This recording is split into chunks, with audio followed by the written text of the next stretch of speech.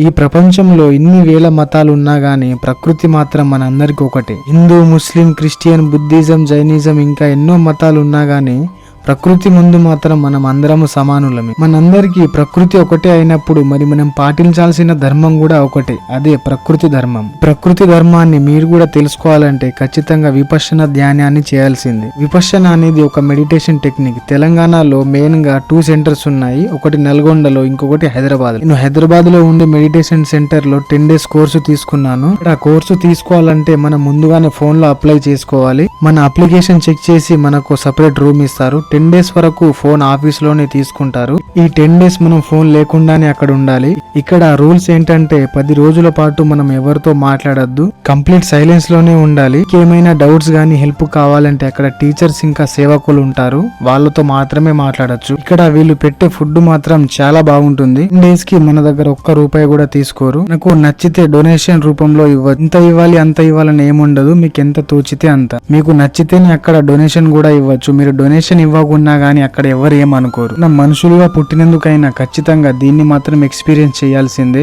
నేనైతే ముందే ఎందుకు ఇక్కడికి రాలేదా అని చాలా సార్లు బాధపడ్డాను. మీకున్న ప్రతి కష్టానికి అక్కడ సమాధానం దొరుకుతుంది. లైఫ్ లో ఏం చేయాలో ఏం చేయకూడదు అనే ఒక క్లారిటీ దొరుకుతుంది. 10 days పాటు మీరు ఇక్కడ ఉంటే మీకున్న ప్రతి అడిక్షన్ నుంచి బయటపడొచ్చు.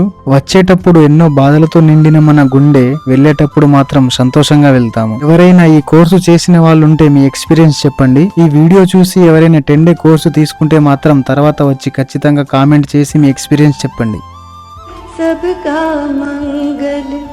सबका मंगल हो।